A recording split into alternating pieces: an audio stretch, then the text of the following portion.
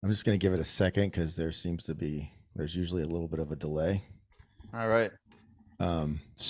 Welcome everybody. We are, this is Contractor's Corner, and I'm Adrian Park. And with me today is founder of Contractor AI, founder of J. Carter Roofing, system whisperer, and interesting fellow Oh, thank you. when you get to know him, Jay Carter. I'm starting to look forward to these this week. It gets me all pumped up. I feel like it's wrestling.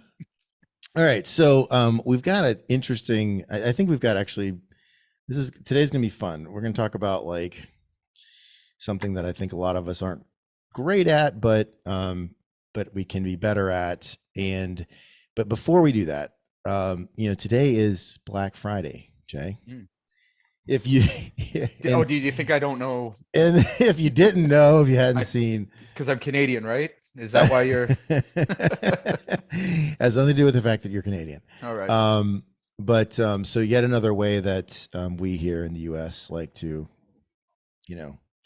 grab all the attention and also try to make money for our companies. So okay, so there's something interesting though that's happening, and I'm going to tell you what it is, and maybe you've already seen this, but so for anyone out there that's not here in the U.S. or doesn't follow, pro football here in the U.S., there's actually, in fact, it's on behind me. Well, that's a commercial. Shocking. So it's on behind me right now. There's a football game on right now on Friday. So that's not normal. All right. So, in fact, there's actually a congressional law that says that the NFL cannot play a football game on Friday, because Friday and Saturday, actually. Really? The reason for that, again, for anyone out there that's not in the United States, but maybe the Canadians and so on, is that there's high school football on Fridays here in and that's a huge thing, especially in certain parts of the country like Texas and Florida and a few other places. Not to leave anybody out, okay, but big deal. And then, of course, there's college football on Saturdays, which is also like huge multi-billion-dollar business. Okay, so today, though, on Friday, there is a football game on right now between what is it? The Miami Dolphins and the New York Jets, which is interesting in and of itself. And it's actually the Black Friday game. And it's on Amazon Prime. Okay. So here's the part that I wanted to bring up to you, Mr. Also, I left out genius marketer in my introduction, but maybe I'll save that for another week. Okay. So for those of you who don't know, Jay is a very, even though he's contractor by trade and now has the Contractor AI business and so on and so forth, has a deep passion for marketing and also is very good at it. So that's why I'm bringing this up. So Amazon is going to, the ads they're running will be just like Facebook or Instagram or TikTok. They're going to be targeted ads based on your Amazon search history. So all these ads. So if we sat here and watched this, if I had the game on, you had the game on, my ads are going to be about whatever I'm searching on Amazon, right? I was looking for microphones last week, and your ads are going to be, about, I don't know, whatever you're searching on Amazon, right? So pretty interesting, right? And I can't remember how they got around the whole like rule thing. They got around that somehow, but like. So they got around the law somehow, and maybe because it's an afternoon game. I think that's what it is. But anyway, on Friday. But like, how crazy is that, right? Like and of course they're paying like $1 billion a year for this, but like we thought, like, I mean, Super Bowl ads used to be like the biggest thing where companies pay millions and millions of dollars. Now you've got Amazon that's getting people to watch football on a Friday, and they'll probably have 25, 30 million viewers today. Wow. And Crazy. those people are all going to get targeted ads, like dropping those. Crazy, right? Right. Right. That is crazy. Cool. Yeah. Anyway, so kind of a fun thing that's happening. Okay. So we're going to, so Jay and I have been wanting to, you know, like kind of not just rant about contractor stuff, but you know, you might have noticed we're doing a couple different things. So we showed the quote, the blank math account on TikTok, and so we've been doing that for a few weeks, and we're doing some other things. So we're going to, so actually the first, this is actually the first segment. So the first segment today is a segment that we're going to call This Week on the Internet. And Jay, if I can share my screen, I'm going to share a couple things here that are funny, but also, dang it. Hang on a second. But also related to contractors. Hold on a second. Stop sharing. All right. With this possessed screen thing again. Well, it's because I can't I can't X out of it. Right. So I have to like, yeah. But at least it's not blinking like like last time, for sure. Like it's possessed. Okay, here we go. All right, can you see my screen? It's on my TikTok account. Mm-hmm. All right, here we go. So this, I don't know if you've seen this, Jay, but this is pretty good. And oh, did I get the sound here? Tell me if you can see the sound. I mean, honestly, who'd have thought they would have banned you from every escape room game in Tennessee just because you're too fucking good at it? What? Don't put me in a room made of drywall and tell me I have to escape. I'm getting the fuck out of that motherfucker if I have to Sparta kick my little ass all the way home. I ain't got time for no goddamn puzzles. What puzzles me is the admission fee I paid to get in here is not going to cover the amount of drywall I'm about to fuck up. What the fuck you mean you're calling the goddamn police to what? Bring me the key to the city for setting a fucking high score? 30 seconds flat, I'm out that bitch. So I found that because there was a contractor that duetted that and got like 18 million views or some crazy. Okay, this one I forgot I had that. Okay, this is actually, so this is this is an accident report in Australia with the bricklayer, and this has also gotten millions and millions of views. But this is really good. Now we got a message on Facebook from Ian Clements, and he said, "I love that chili eating video. I reckon you guys can't read this story without laughing." So here we go again, guys. So this is an Australian bricklayer's accident report. So this bricklayer's accident report, which is apparently printed in a newsletter for the Brickies Union after it come in. And if this is a true story, this bloke is 100% getting a Darwin Award, but it's amazing. So it reads, "Dear Sir, I am writing in response to your request for additional information in Block 3 of the accident report form. I put poor planning as the cause of my accident. You asked for a fuller explanation, and so I trust the following details will be sufficient. I'm a bricklayer by trade. On the day of the accident, I was working alone on the roof of a new 6-story building. When I completed my work, I found that I had some bricks left over, which, when weighed later, were found to be slightly in excess of 250 kilos. Rather than carry the bricks down by hand, I decided to lower them in a barrel using a pulley, which was attached to the side of the building on the 6th floor. Securing the rope at ground level, I went up to the roof, swung the barrel out, and completely loaded it with bricks. Then I went down to the ground floor and untied the rope, holding it tightly to ensure a slow descent of the bricks. You will note in Block 11 of the accident report form that I weighed 70 kilos. Due to my surprise at being jerked off the ground so suddenly, I lost my presence of mind and forgot to let go of the rope. Needless to say, I proceeded at a rapid rate of knots up the side of the building. In the vicinity of the 3rd floor, I met the barrel, which was now proceeding downwards at an equally impressive speed. This explained the fractured skull, minor abrasions, and the broken collarbone, as listed in Section 3 of the accident report form.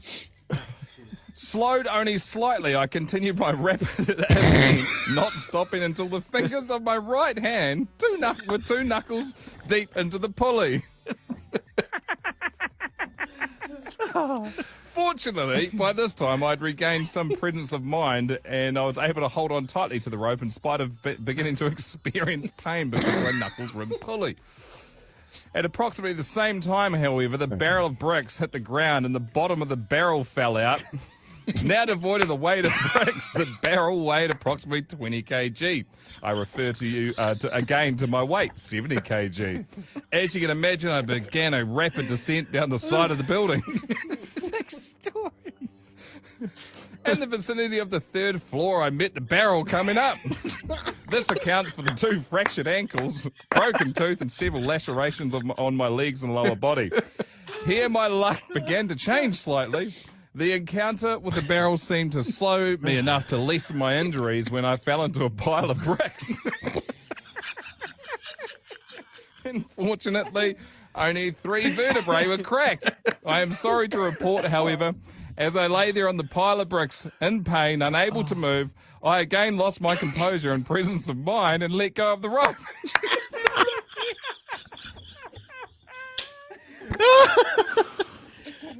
And lay there watching the empty barrel begin its journey back down towards me and then eventually on top of me. And this explains the 2 broken legs. I hope this answers your inquiry. Oh, that poor friend. That was pretty If good. someone was able to animate that, oh, that would be. So, I realize it's mostly just for laughs, but like that, is that not the funniest thing? Yeah, that's good. I like it. Okay. So, oh boy. Okay. So let me see. I'm going to stop the share and I'm going to pop over this other account. So I think, one of the things I wanted to also, in our This Week on the Internet segment is, show a couple of posts from, contractors Okay. on TikTok. So just give me a second, because I actually have to log out of this account and log into another account. Because it's what is that? It's I think especially, I think for contractors, it's, how do I say this? It's one of those things that, because for a lot of us, it's not something we do every day. And so, we're not in the habit, and, we don't do it. So I want to show a couple things, because it's not like, it's really, really easy, and there's a lot of benefit to it. So I'm just going to show a couple things here real quick. I'm going to share my screen again, and then we'll go on to the next thing. All right. Share sound. All right. So these are just a couple quick TikToks here. Ready? Okay, this is 1.5 million views. This is, you're going to see how unfancy this is. All ready? Okay, so I'm just going to put this out there. Y'all may not agree. So this is just a sound, which you can use. You can just grab a sound from somebody else's TikTok, and it's fine. There's no copyright rules. And this is just, concrete finishers. But do not sleep on blue collar boys. I know you think that, they're never around, or maybe they don't make as much money. Honey, they make a fuckload of money. They work their fucking. So, and that's surprising. I'm not going to go all the way through it, but that's actually a longer one. It's a couple minutes. And that guy is, he's a coaches contractors. Here's another one. Again, this is 44,000 views, and this is what it is. Oh, yeah, I see these all the time. Yeah, 44,000 views. Pretty easy to get views there, eh? Just cutting It's boards. literally just, this is all it is. I'm going to just skip ahead. All right. So, and I bring this up just because, and there's more. Actually, well, I'll just click on this one. Okay, this guy, he's got a huge, I think he's got 2 million followers on TikTok. Yeah. And He's just this doing had, his job. what's that? He's just doing his job, showing something. 40 million views. Yep. And this is RR Buildings. Shout out there. All right. So why are we showing you that? Because, you know, it's really, you know, this is not like, and there's dozens more. We'll keep, you know, featuring, showing more of those, because it's really so simple, right? It's really so simple. And, you know, we're going to talk about some stuff today, but, you know, it's not hard to do, right? All you got to do for most of those, all you've got to do is like hand your phone to a laborer, right? Who's standing around, you know, waiting for something to happen, and have them shoot one of the foremen or shoot one of the skill guys doing the work, right? It's really that simple. You know, you don't have to memorize any lines or say anything. It's just like, if you just capture the work, you know, that's content, and it's good for the business, right? Okay. So, so we're talking about how to handle objections today. And so I think that, you know, I was going to show a couple clips, but we'll just talk about it. So there's, you know, one of the things that, so I started off in knocking on doors, and in February in Chicago, which was rough. So I started off knocking on doors in Chicago in the wintertime, and my, you know, of course, most of those, again, this is in 2001, 2. So of course, most of those were, you know, basically told me to fuck off. But, you know, that was every day for like 2 months. That's all I did, right? I didn't sell anything. It was just go get as many prospect names, name, address, and telephone number. And believe it or not, and you'll appreciate this, they didn't even have me get the email, because this is like, there was no email. Before email was even like something that was like a big deal. In 2002, people weren't building email lists, or at least that firm wasn't. So anyway, so my method, I mean, the reason why I was able to go out and do that and just take all that rejection, because it's a lot of rejection, was because I had I would just set like a big goal, and then I realized like it wasn't personal, you know? Oh yeah. So it wasn't personal to me, and, you know, and so I didn't for as far as like what was going on in my head, like to me, it wasn't personal. And that's kind of how I was able just to do that day after day after day, and fight the cold and so on and so forth. But, you know, one of my, so I'm just going to throw this out there. So one of my ways of, sort of getting to yes, if you will, or getting to like, you know, someone to give me their information or then later close and sell, was like you know, getting them to say no. Right. So it was, you know, I would ask you know, I would say like, well, you know, so here's what we're going to do. Is there any reason you wouldn't be comfortable with that? And, you know, it was, you know, they would say no, and we'd sign the papers, sign the contract, whatever. And when I would get objections, you know, the thing that I learned to do very quickly was, you know, instead of getting defensive, you know, and I'm just saying broadly speaking, instead of getting defensive, you know, realize like this is what they're actually concerned about. And so I would, my approach was instead of kind of like running from it or getting argumentative about it, which are, I think, all sort of human. It's a human response. It's not wrong. It's just human. You know, my way of handling those things was to say, well, you know, to step into it, acknowledge it. Right. And, you know, like, for example, like in the investment business and, you know, in early 2000s, I came into the business like during what the tech wreck, right? Which fucking sucked. Okay. Like, cause everybody's accounts were down like a huge, and I'm trying to like build a business around investment clients. So it was really hard. And I had a lot of people said no. Most of the people said no. So,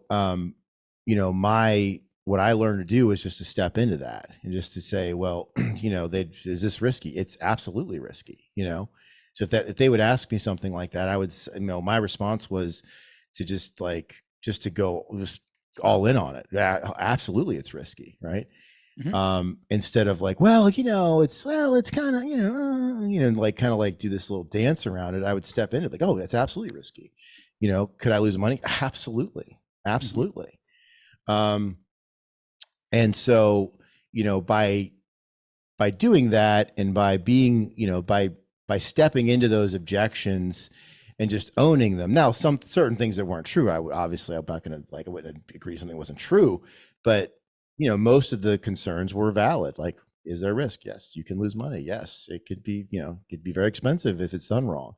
But then I would come back with, it is risky, and it's even more risky if you don't do this, right? And so pivoting to something. So how can we, we're talking about this in the context of contractors, mm-hmm.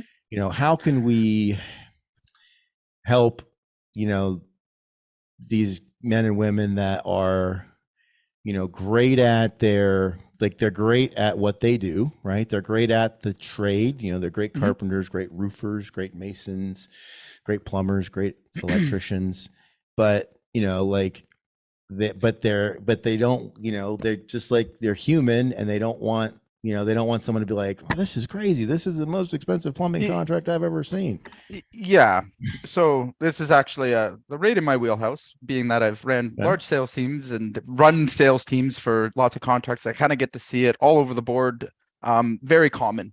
Okay. So let's address the first thing. All right. I think that too many would-be salespeople or contractors, maybe great tradespeople, forget what sales is. Not first and foremost, sales is nothing more than leadership. So you're leading somebody to make a decision on something they're already looking to solve. Okay.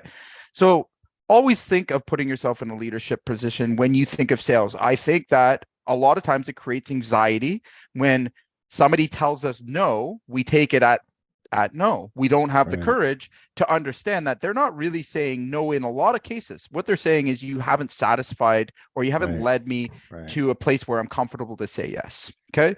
So the difference between a really good a salesperson to me and a really good closer is the ability to take somebody from a no to a yes. Okay. And I'm going to share with you kind of the simplest process that we can use, or mindset that we can use, in order to solve an objection. Okay. So first of all, an objection is not a flat no. An objection is really, if we do the first thing correctly, will lead us to what the objection really means. Okay. So we have to listen to the issue. Okay. So the first thing is, you never disagree. You listen to what they're saying. All right. Make sure you've got clarity. Repeat it back to them. All right. So they've given you a price objection. So, just so I'm clear, XYZ, price you feel is a little bit too high, right? You want to make sure you've got clarity of the actual objection. And by repeating it back to them, it's going to, allow them to really hear what they've said. All right. And the next we're going to do is, we're going to simply, work to move past it. So I'll give you an example. All right. I've gotten a price objection. All right. So why don't we'll do a little role play here. Throw me a price objection. I've just given you my price. And tell me no. Yeah. So we had 3 quotes for this, and yours is the highest. Okay. And from what I can tell, they're not exactly the same, but they're basically the same. Gotcha. No, that makes perfect sense. So just so I'm clear, you've gotten 3 prices. Yes. And they're exactly the same as ours? Identical? I don't know. They're not exactly the same. Okay. It looks like there's a few differences, but I don't really know much about roofs, so Totally I understand. couldn't. Okay, so like money aside, Yeah. are you sure, like, in our discussions that we just had, like, are you sure that I could even solve the problem for you? Money aside. Solve the problem? Yeah, like obviously your problem, like what Yeah. that I could deliver a high quality roof for you. Well, that's why we called you out. Okay, great. And that hasn't changed, correct? Oh, no, of course not. Okay. And it's just the money right now that's kind of holding you back from moving forward with us right now. Yeah, I mean, I don't want to overspend. Okay, I got you. And just so I'm clear, by overspending, like, is it just the upfront, like, expense of using this? Because you understand, or you've communicated to me that you think we could do a really great job for you. What if I were to break it down into payment options, where we broke it over the next 12 months? How would you be ready to move forward with us with that? I don't know that it's the duration. I don't know if it's really more about just the top line price. I mean, Okay. Yeah. So could you give me an idea where you think the price needs to be in order to move forward? I don't know. I don't. That's a good question. I don't know. I don't have an answer for that. Okay. And that would be, of course, not losing anything in terms of quality and the product that we've Well, gone of course, through here. right. Okay, right. great. Would you like to maybe go through the estimates and make sure we're comparing apples to apples? Well, I think that actually makes sense. Yeah. Okay, great. So let's do that. Right. So Yeah. again, I'm first of all, I'm isolating what the objection is. Is it a money Right. thing? Is it money right now? I'm probing to, look to make us a resolution to it. My solution to that was, let's compare apples to apples, make sure that you're getting exactly what you want, make sure that you don't have a trust issue with me, right? Because a lot of times trust objections will come in the form of it's too much, when they really, Right. you haven't proven your trust. So that's why I'm isolating the price itself. Like, all things aside, if we put money aside for a second, like, are you sure that I can actually solve this problem? I should have said it a different way, but you sure that I'm, like, do you trust me to actually solve this? Right. Okay. If they reject that, then you have a trust objection. Right. You got to handle that first before you're moving to the price, right? And that's a lot of times that is the scenario, but also getting them to repeat back to you why they think your offer is great. And most customers will be like, no, like, I want the blah blah blah, and you get them to repeat that. And that's a lot of how people sell themselves, by the repeating it. So always listen very carefully and get them to repeat back, and make sure that you're clear and you're trying to, again, look to move past the objection, or you're looking to solve the issue. So the solution to this one would be, let's compare apples to apples, right? And in which case I may match price if it's on par, if I have room to do that. But first I tried with the payment option. So I want to make sure that it's not a money right now problem that's presenting itself as a price objection, because a lot of times they may not in fact have that. All right. But they're going to use money, because money's the problem. I don't have that money to come out of pocket right now. So again, I'm going to position to, to isolate the time objection, or the money up front objection. And I'm going to make sure that I'm clearly solving the problem. Easy, right? I think, to your point, Jay, that's something that I would make sure, I would make sure that it was an apples to apples. Mm-hmm. And so many times it was not apples to apples, right? It was not the same. And so I would say, well, if this is what if this is what you want to do, then, this is, I'll adjust. If this is all you want to do or whatever, I'll adjust our quote to reflect that scope of work. Right. And we'd get the contract. So here's the other thing I want to kind of demystify. In terms of handling an objection, and even your whole sales presentation, sales process, I think too many times guys go in without a plan or without a structure to lead the conversation. All right. So I can't emphasize enough. A lot of objections that you're getting are generally coming up, or you're not able to handle them because you haven't actually structured the call to lead it or structured the presentation. And a lot of times I think, especially with old school like sales tactics, contractors are still going in and pitching their benefits and features, right? When you pitch benefits and features, nobody wants to be sold. Okay. At the end of the day, you got to remember that nobody likes being sold. All right. So if you're going to go in and say, hey, I'm the best, roofer, then this is here why, and this is the product I have, people, they don't care.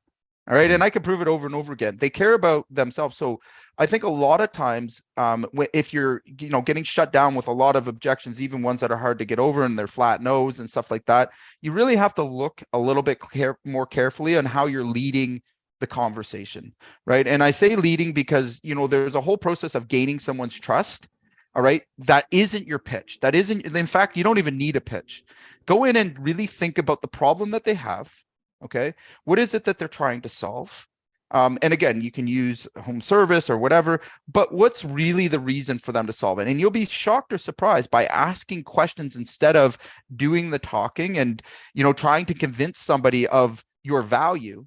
Let them explain to you why they're getting this done. What's the driving factors, and then match yourself accordingly, right? So again, if I gave you the scenario of, somebody buying a high-end metal roof, for example, all right.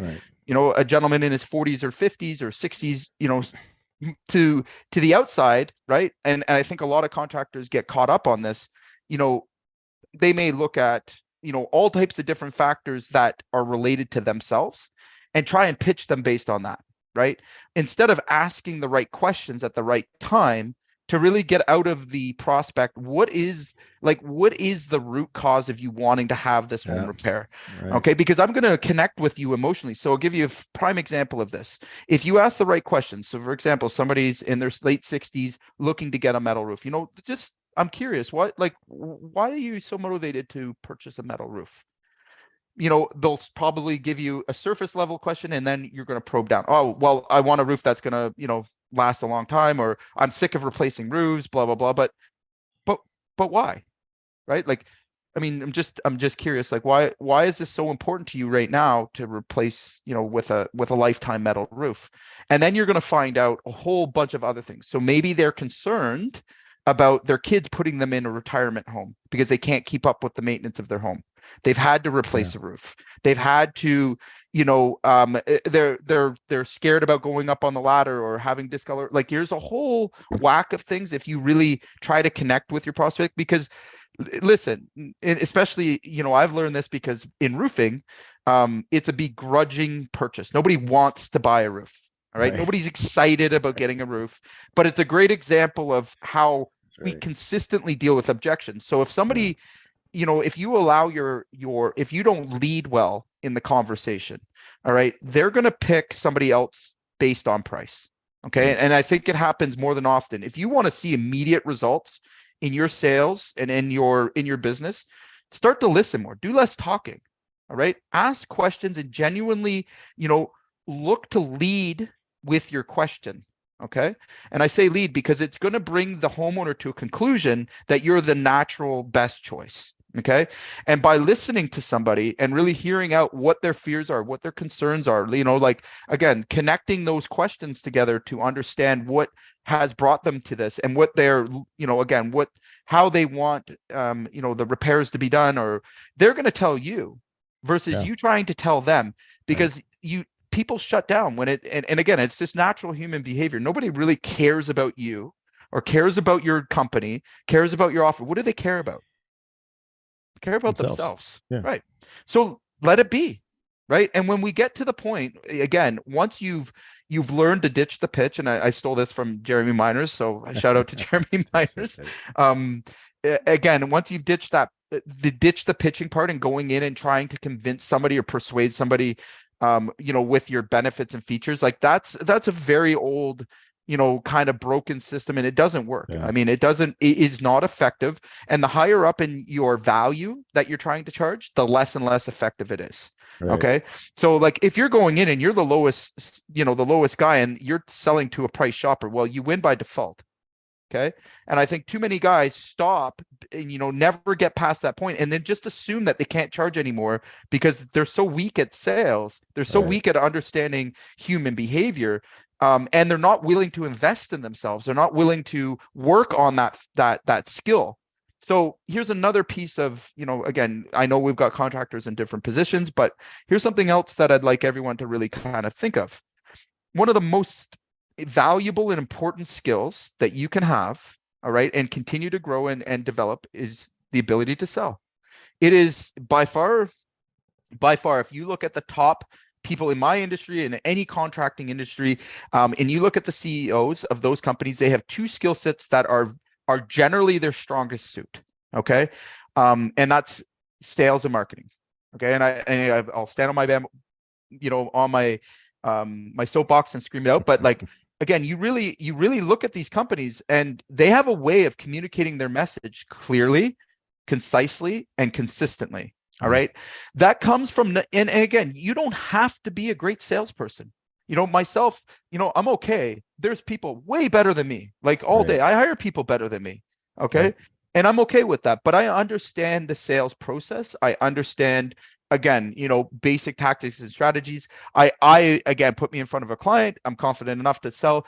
So when we think about this, in terms of where you would make an investment in your business, I'm going to say for most guys out there, the best investment you're going to make is in yourself, right?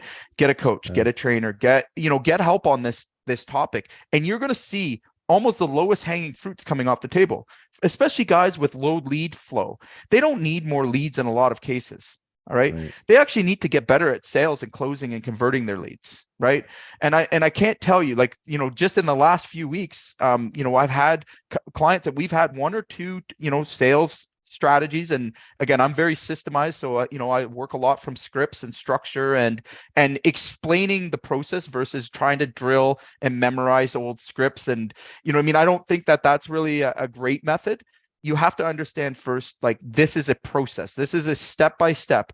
And when you can get a customer to move through and agree with you at certain points, and you're doing, the right things, you're going to find that your sales go up dramatically just by making those minor adjustments to how you're approaching a prospect.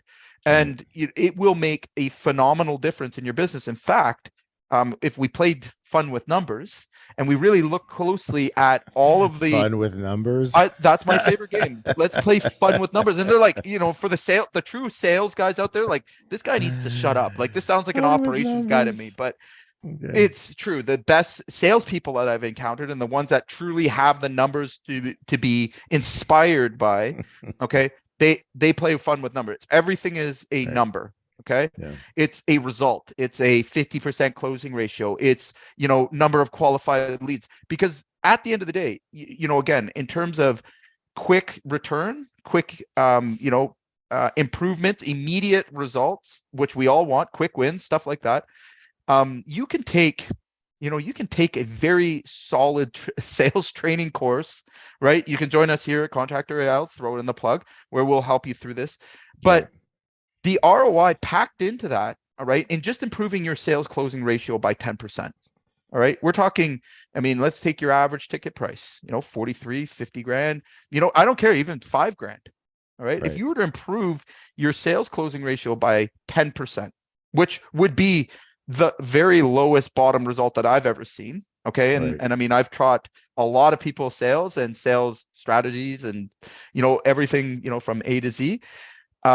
You're going to find that, it's not really the problem you think it is in your business. I would say the majority of contractors that are probably listening in are generally weak in this skill set, even if they're good and they're really good. And I know you hear this all the time, Adrian, I hear it all the time. Oh, I'm closing at 70 or 80%. Great. It's amazing. That's fantastic. But that's a little bit high, right? Yeah. Like, you might be mispricing your jobs, right? So now let's take that same person, and we've had this, again, I call fun with numbers. I'm like, now let's price it profitably and compete against the rest of the guys, because here's the reality. If you're closing at 70%, you are leaving a lot of money on the table. And the skills to close somebody when you are above let's take a 33% net margin. That's a true sale. Now that takes some persuasion to get someone to pay double to what your nearest competitor could be. All right. Now I'm not impressed by anybody that is giving away work. Anyone could give stuff away. That's charity. That's not sales. Okay. I'm impressed by people who, keep cool under pressure. All right. Can take a no and move it into a yes, but aren't misleading their customers. Right. Okay. And I want to make this really clear, because there's a couple of misconceptions overall, and I hear it from owners themselves. They don't like sales. They don't want to be sold. Maybe they had a bad experience in sales. Maybe, but it gets a bad rap. All right. It gets a bad reputation, especially the old school tin man closer that just, the 2 hour, like grind the customer down and holding high pressure. Right. I think, again, we need to reevaluate the way that we view sales. And again, I get the privilege of seeing a lot of sales teams, a lot of, again, misconceptions that exist. And really, I think as an industry and as a market, we really need to evaluate what actual sales means, right? For contractors that are out there, and even if you're starting out or if you're a veteran, it doesn't matter. If I ask that same question to, 100 contractors, I can guarantee only 1 or 2 of them can answer me the correct answer to that question, consistently, because we have misbeliefs that, a sales is, somebody that's got these magic words and just, things roll off them. And we all got this image of the greasy, or fast talking sales rep out there. And I want to be honest with you, like, that's not the case. That the people that I've seen that truly, and again, like by the numbers, are kicking ass. Okay. They're not like that at all. All right. In fact, they're the opposite. They're empathetic. They're not looking to mislead. They have a heart. They're not trying to, like, you know what I mean? They're not even that great with their words. Okay. And the ones that are really good with the objection handles that I'm always astounded by, it's actually not a personality like mine either. All right. Not, it's not the totally outgoing person. It's the leader. It's somebody that doesn't have to say a lot to get their point across, the clarity in what they're saying. And they've got conviction in the way they're saying it. They believe, that they are delivering the results. And I think that's so important. So, I mean, again, take the average contractor that maybe feels like, I don't get this sales stuff, or I'm intimidated by the answer no, and like all these things, and really reshape the way you're thinking about it to, I'm only trying to lead this person to a solution I know I can provide. And on top of that, they're already trying to make this decision and they're struggling with it. So if my job is not to sell them and to take it out of your mind, don't put pressure on yourself. If you go in thinking about making a sale, that's going to show through. That's your intent. What if you went in and thought about, hey, what problem does this person have and how can I help them solve it? And we've talked a lot about that. And that's where I think when it comes to objection handles, where again, that's where a lot of people just stop. They just stop trying to solve the problem at no, or, I think some of the best objection handles I've had have been in the follow-up. Oh, I've gotten somebody else to do the job. Oh, great.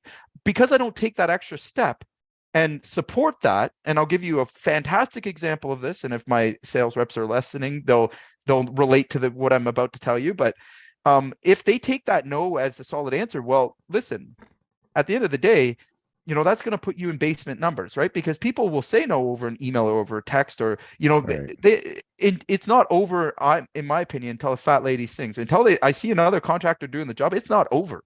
All right. I still have a responsibility to lead them in the right direction that I'm passionate about. And again, provide them as much services, as much, education and clarity that I can. If they chose somebody else, I'm okay with that. I'm not hurt by it. Right. Everyone has their own reasons for making decisions, but I want to make sure that they understand our position and what value we bring through. And I'll tell you why this is, again, very important. A lot of the leads we generate are from people we never did business with, because they do appreciate us giving that value. They do appreciate the leadership we showed through it, even if we got to know and it meant no. All right. But here, I'll give you a very good example of a funny one that I had. I don't do very many sales, but when I do, all right, this was, just recently, actually, in the roofing company. But we had a big hailstorm. I was out trying to support the team. And I had this customer, and I did my follow-up with her again, and she told me no. She's like, I've gotten somebody else to do the job. I was like, oh, okay, I understand, no problem. May I ask, who you're thinking of getting the job? And she's like, yeah, I'm getting, XYZ company. I was like, oh, okay, that they're not that bad. They're like, and she immediately said to me, she's like, yeah, my neighbor told me that you guys have a bad reputation, and like that's why I didn't go with you. And I was like, oh, okay, no, that makes sense. So, but I'm asking the questions. I'm like, what do you got? And she started sharing with me all these things, and I'm not arguing with her. I'm not fighting with her, right? But I'm taking it in. I'm listening to what she says. The final one was, you look very young. I'm like, oh, thank you. I appreciate that. She's like, how do I know that your company is legitimate? And I was like, oh, no, I understand that makes sense. And then, very politely, I started to unwind those objections and provide her with the information that was actually accurate. I was like, comparing my company with, the company you're referring to, I actually have, I'm a 4.8 in Google reviews, and they're 3.6. So I'm not sure if that's a fair comparison. And, and I'm doing this right with her. She's like, oh, wow. She's like, and I'm like, I don't know if you've checked this, but they're, it's easy to kind of mix those things up. And, and then I shared with her, compared to the age of my company, I've been in business, exactly, 12 extra years than this company has been. And, then we got into the age thing, and that's kind of how I resolved that one. The next one was, oh man, it was like five in a box. Jeez. And just followed by no. And come to find out that the sales rep that actually represented the other company, who worked for us at a point, all right, had given some bad information to the client and misled them. So rather than fight with her and get defensive about it, I literally let her lead to it. But then, by listening very carefully, what I'm hearing underneath all that is, I'm really just scared to make a decision. I don't really know, I can't trust anybody. And again, in having the conversation and listening to what she's saying, not arguing with her, not fighting with her, she, basically gave me, I'm insecure with anybody. Right. And by me, providing my evidence, providing my proof, I turn that, I'm getting somebody else to do it into, when can you start the job? And we've done the job, we got the sale. But again, a lot of guys at that point would stop at no, right? They would stop at, I got somebody else doing, okay, whatever. Then they move on. That's not that again, if you really want to get to the top of your business and the top of your markets, all right, you have to understand why. What is motivating? What caused that no? All right. And again, it's not inappropriate to ask. You've invested your time with that customer. Okay. If you've done a really good job and you've gone through the process, and again, I'm going to use that word over and over again. And here's my caveat. If you want to know the process, join us in school. We host it every week. For the next couple of weeks, we'll be talking about sales. I will give you the frameworks, the playbooks, the scripts, the whole thing that I've used and my team's used to sell millions, 25 million in the last 2 years, in just pure sales, right? So if you are struggling with those things, come join us. No charge for it, but let's get these things out in the open. And again, come to the table looking to make the biggest improvement you can in your business. There is no better ROI than just getting a little bit better at sales, right? A little bit better at marketing. Yeah. All right. If you look at the ROIs of just getting a CRM or just doing anything else, just getting better at production, like none of it will give you a return the same way a sales improvement will be. If you have a team and you're struggling with a team, that's where we really shine. Again, accountability, how to manage your objections, role plays, things along those lines, which again, you have to be committed to. Even the sharpest teams out there, or the biggest veterans, if they're not willing to role play, it means that they've stopped trying to learn and stop trying to get improved. And I promise you, the market's changing so quickly and customers are changing that if you're not, actively always, at least trying to keep it maintained, right? And you're tracking your numbers and you're looking at reasons why people say no, your business is going to be stagnant at one point or another. And it's just math, right? You can only generate so many leads. What happens when the economy changes, right? We're going through one right now. Yeah. The skill that I'm going to double down on, and the skill that I'm going to make sure my team is really great at, marketing and sales. I'm not worried about anything else. Operations will start to improve dramatically. That is the least place I'm looking, although the byproduct of getting better at marketing and sales is actually improvements in production. Nobody knows that, but if you are better at communicating collecting information, all right, and sharing it back Right. with your production team, Yep. you will see 90% of the problems that happen in the field are the direct result of the sales to production handoff. Especially in our Oh, yeah. business. It's the outrageous. worst. Yeah. Absolutely outrageous. And again, guys, we can all improve. Like I said, I have a coach for sales. Why is that? I'm not even in a sales role really anymore. From time to time, I try to keep sharp, but I go religiously to a class every single week. It's on my schedule. All right. And I am always trying to improve that skill. Okay. Because it's something that needs practice. Being rusty at it, being, unsure or not having confidence, like those are things you need to fix. You need to be sure, because every opportunity counts, right? Think about all those jobs you lost and you were really disappointed about losing. Okay. Right. Remember that feeling when you don't want to invest the 15 to 20 minutes or an hour even into yourself. Just remember that. But that feeling in your stomach, like, yeah, I really wanted that job. You could imagine yourself doing it, right? Like, what would your life have been if you just had to chase fewer opportunities? Yeah. Right? I think I was going to say, Jay, just a quick interjection. I mean, when we went on a tear and, grew the business from 1 million to almost 5 million in sales, I mean, just under, we didn't have like more job leads. I Right. mean, we had marginally more if we did. It was the quality, right? So we were talking to the right people, and then it was, that we had, to what you were saying, we had good communication. And so the quotes and the projects we were putting together were well done. And then it was communicating and, for me, because I sold a lot of the work, it was about empathy and listening, right? And so because we listened, I beat people out that were actually the price, they were lower price. So so I think it's one of those things, like one of my little like things is like I don't think of myself as a salesperson. I just That's think right. like I'm gonna just go in. I'm gonna sell something here, but like it's just like I feel like it's like a hat that I wear, So like I'm gonna put my sales hat on. I'm gonna go and have a conversation about this and see, if I think it's a good fit, but let's make sure this is a good fit. And and so like I think also, like, to your point, thinking of I can speak, thinking of objections as feedback, right? Instead of rejection. It's just I'm getting feedback, right? Makes all the difference in the world. So it takes the tension. And again, watch how easy it is to, respond appropriately to somebody when you take the stress off of yourself, right? Like, no in a lot of cases is not necessarily no.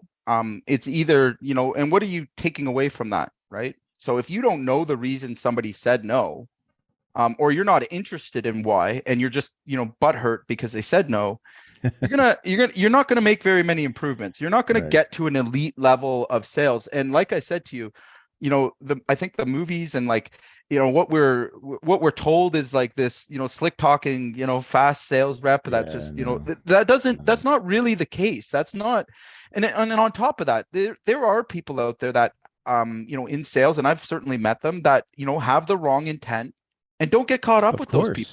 Yeah. My job is not to mislead or take advantage. It's actually a very big responsibility when you do develop these skills. Okay. You have an ethical responsibility. Could I convince someone to spend even more money than with me? Absolutely. Could I, again, and I have, I've proven it with other teams. You have a responsibility to make sure that the value and the core values your company have align with, how you're treating, a prospect, or how you're leading a prospect into a decision that, that's going to give them value back, and it's going to lead to more opportunity. Just real quick, are you sharing your Slack screen on purpose? No, not at all. Yeah, you are. Oh, oops. I did not know that. So Yeah, I think again, so I think to put like maybe put a finer point on it, like final thoughts here. So it's I think we can like take like the like emotion out of it, right? And just like take all the energy out of it. It's not it's we just when we just like when we try to help people and try to get lead them, to use your word, lead them to like, okay, because we think this is a good fit, we think this makes sense, and then actually try to help, like it sometimes, most time it's a great fit, sometimes it's not, and that's okay, right? And to your point, I mean, I didn't do this, I wish I'd thought about this, but like you get a ton of referrals in the roofing business. That's brilliant. That's amazing. But again, it's not, you don't want somebody to feel like you've high pressured them or closed them into something they didn't want. And I think a lot of guys get that is like, that's how they should sell, and like lying and, again, there is a lot of bad strategies out there. Absolutely. I always have taken the less high pressure tactic, but I use leadership as getting them to sell themselves. And again, a Jeremy Minor thing, but I fully agree to that process, is because I see the result. First of all, I'm not going to ever get in front of a client I don't feel could benefit from my services. If somebody is truly not a fit for me, I'm happy to say, and this, I love saying no, you're not a fit. You're not gonna match. There's no reason to have this chat because you're not a fit with my company. Okay. That's, that's step one. And the second step is, when you do get in front of someone, really keep the leadership, keep asking the questions, keep making sure that you understand the reasons and what their fears are, what their concerns are, because taking that extra time, and again, this is a system, this is a process, this is a way of washing things out. You're going to cover more with that client and their expectations, which is going to allow you to deliver better. It's going to allow you to stay connected with that client. The last thing you want is to go out, high pressure someone into making a sale that they didn't get all their questions asked, or bully somebody into a sale, or, I mean, don't get me wrong, there's guys out there that brag about, high closing ratios, but when you really get behind it, how many times did they have cancellations and, bad reviews because of it? Like, if you really look behind the scene, you're going to find out that, it doesn't really work out. All right. People don't like that. They, even the slowest person becomes wise to it. All right. And they generally don't feel good towards your company or your brand. You're damaging your brand and reputation that way. Now, when somebody feels like they've made the choice and you've put them in control and you've empowered them during the sale, all right, your objections, first of all, they start to dissolve pretty quickly, and they're soft at best. Right. They're more, for me, I think that some people are programmed, especially older, wiser, baby boomers and Gen Xers. I think they've been sold so many times that they play a game with it. They want to make you sweat. They want to, and so be it, right? Like it's a challenge for them, and I see it all the time, right? Like they're messing with you, like they're working you on the objection. They want you to work for it. That's right. Yeah. And you know what? I love that kind of stuff, and it's good. But like, again, if you really understand that, all right, and you can get a full no, and they're not really, again, like I said, they're the best ones to practice with. They're the sharpest one. They've been sold to many of times, right? You're playing with a veteran of buying things. If you're dealing with somebody that's bought, it's buying their first roof or first home or first kitchen or first, like, there's a totally different, mentality. And, it takes a whole different skill set than closing somebody that is bought 3 or 4 roofs and maybe owned a business and, has been sold to frequently for a number of years. You start to run into real, brick walls, and you have to learn to adapt in those situations. And again, when I look at the value of a salesperson, it's not by necessarily how many deals they close, although it's important. All right. It's where, like, how many referrals and how many happy customers do I have as a result of their treatment, as a result of them communicating? Like, because again, this is where these things show up. A customer pissed off from the very beginning is going to be difficult to work with, is going to be difficult for the management to deal with. Like, it was set off and the tone was created during the sales process, right? And that follows all the way through. Like if you want to get one miserable client, like again, start, promising things you can't deliver, start, making, concessions and like, going around, solid answers with them. And you're going to find out that that's going to haunt you all the way, where it would have been much easier just to get clear with them, show your leadership. You're not, the more you talk, the more they're leading you in the sale. Well, and I think too, so this is gonna be my final thought for today. So I feel like it's like earlier in my career, I thought that, I saw no as emotionally as rejection. I saw it functionally as I wasn't doing a good job, or I hadn't sold, I hadn't persuaded them the way I should. So I saw it as like a deficiency, and like I wasn't doing a good job. And one of the things that I learned, really, I've shared this before, but it bears repeating today, that I learned early in my career was the 4 S's. Some will, some won't. So what? Someone's waiting, and kind of like made it, later on, like into a game. And I saw this. So I'm not going to share my game, but I'm going to share something that this guy Myron Golden, who's brilliant, like strategist, that's probably out. You've probably seen on TikTok. One of his things, he was a very successful salesperson, and a bunch of different organizations earlier in his career. And the game he played, I love this. In fact, I might just steal this. Is that he would try to get to 10 no's. And so he'd be like, he'd go out, he'd try to, pitch something, no, pitch something again, no, pitch something again, no, pitch something again, no, pitch something again, yes, damn it, and start all over. And I love that, because it just flips right. So now you're trying to get it. And I've heard other people have different versions of that, but I mean, I didn't do that because that's really clever, but I did a version of that. And, again, when we think of it as feedback, right? So we're just, so objections are just feedback that are not, aren't what we want to hear, or against what we're trying to do, but like, it's feedback, right? It's the market. The market's telling us, the customer's telling us, this is, no, I'm not ready, or I'm uncomfortable, or I don't understand, right? And that's a big one for us as contractors, because we're out there talking about, like throwing all this, lingo around.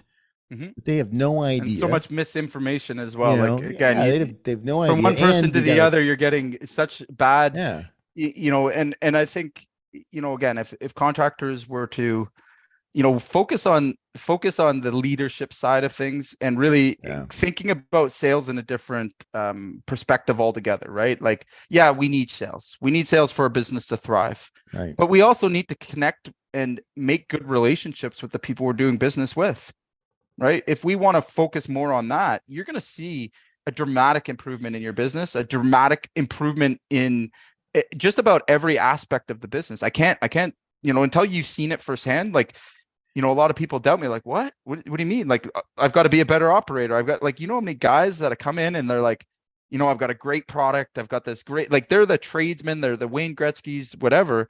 But you put them in front of a client, and I rather dig my own eyes out with a spoon than listen to them try and close someone, right?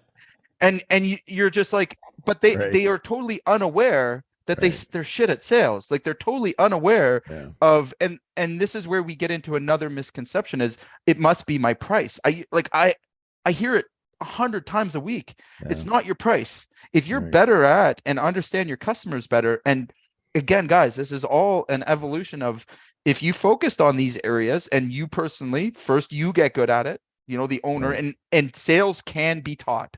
Okay. Despite what everyone says, it is not, it's not a God-given talent. It's not, it is a teachable, repeatable skill. All right. And anybody that's, again, it's not sure. I have taken people that are completely introvert, myself included. Like, I don't like being in front of people to sell them things.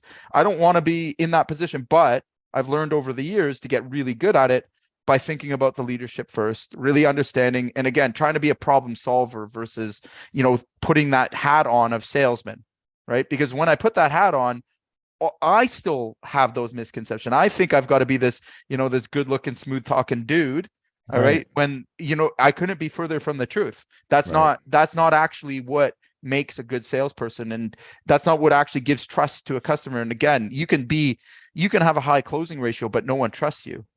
Right. So you have to take a different look at what it is sales. And again, calculate it yourself. What would the number of leads that you took in last year, what would it look like right now if you had closed 25, 10, and really assess, where should I be investing my time and my energy, to get the best returns? And almost 9 times out of 10, even in big companies, in my business, that's where I'm looking to get the biggest returns and the improvements, and to also get it off my plate, to hire people that love doing sales. If you don't love doing sales, your first goal should be to hire someone that loves doing it, right? That will want to deliver the value or the message that you have about the value you deliver. Again, guys, you gotta look at where the returns are, the quick wins for you as well. Yeah. That's and my rant.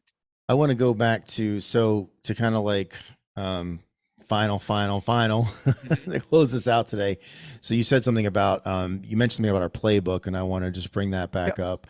So we had, we finished and have our 50-page playbook, which is, I mean, it's everything. It's literally the whole, everything we're doing, we're teaching, we're, doing for our clients. It's literally everything. Right. Well, so, I mean, with a couple of exceptions for the process. Yeah. But yeah, as far as the process, exactly. As far as the process goes. We are giving that away. And so it's, right now it's free. I mean, we might charge for it in the future, but right now it's free. And just really quickly, just to kind of close us out, I'm going to throw a couple out there that I saw, the messages on. So we had, one of our actually group members, sold a 130,000 contract using, got the playbook, and within a couple days turned around and used one of the processes to go out and in his existing leads, in his pipeline. Right. We didn't train him anything. We just gave him the playbook. Yeah, we didn't train him, just got the thing in his hand and went out and found a contract, got half down. Right. Yep. So got $60K, $70K, just half down, boom. $10,000 project. Yeah. Right. And then we had another one that was 75, 76K. There was one that closed 3 contracts. And those are just the ones that I can think of off the top of my head. I have a really good one. So I've been working with a client. I'm not going to use his name, but we just started working with him. He's a little skeptical that I could help him. We were focused entirely, just like I said. He had some objections, Jay. Yes, he had many, in fact, and I had to earn his trust. And he was he thought he was very good at sales. So in the matter of, I've had 4 calls with him. He has quadrupled, so times 3 his sales. And all of a sudden he's become a very big fan of mine, and shared that with our group as well. Shared that in a couple of texts that, awesome. We, without generating any more leads, without, we did 1 month, and that's all I asked him for as well. Again, give me a month. Let's see if it fits. If it doesn't work, then, we can go our own ways. But in the 4 weeks that we've had with him, he's times 3 his sales. So 3 times the closing ratio. Wow. 12 of 13 he went. And now That's we know, awesome. And I get to, one of my favorite things to do with clients is I told you so. And now we're working on raising his prices. Because if he went that far and closed that many, and again, his brag to me was, my sales are really good. And I'm like, I'm sure they are. All right. But are we charging enough? Because I want to bring now up your dollar figure. We'll see that sales closing ratio go back down. But, as a tip, again, by adding these small changes and really structuring your sales process. By the way, we do sales playbooks, everything for you. It's all done for you. We get you on point with it. But just by implementing those things, very quickly turned around his entire, operation. And I'm glad to share that win with everybody that may be listening still. Yeah. Awesome. So we have like, so again, it's 100K buried in your pipeline. I mean, I think that's what it's called, but it's our playbook. It's free. So hit one of the links, or DM us for it. And Jay's doing like free training every Thursday at 3:00 we're talking about sales right now, on essentially on that in the playbook. So again, all of these folks, this was all in their pipeline, right? This was stuff that they had already bid. The quotes were already done. They were already out there. They were just sitting there. Job hadn't been done, hadn't been awarded, and that's every one of us. We've all got those customers that they didn't pick somebody. They didn't do the work. It's just out there, and it's ours if we go get it. Right. So, all right. So, good live stream today. So for the 100K playbook, that's just jump in our Facebook group or comment or join the group, join our community. It's free in there. Also, Jay's doing training. That's also in the community. That's free every Thursday at 3:00, and we're talking about sales right now.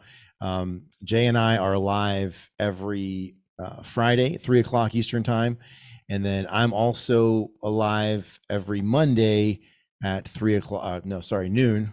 And kind of sharing my how I turned around a mason restoration contractor that was in really rough shape, and we made a bunch of money in a pretty short period of time.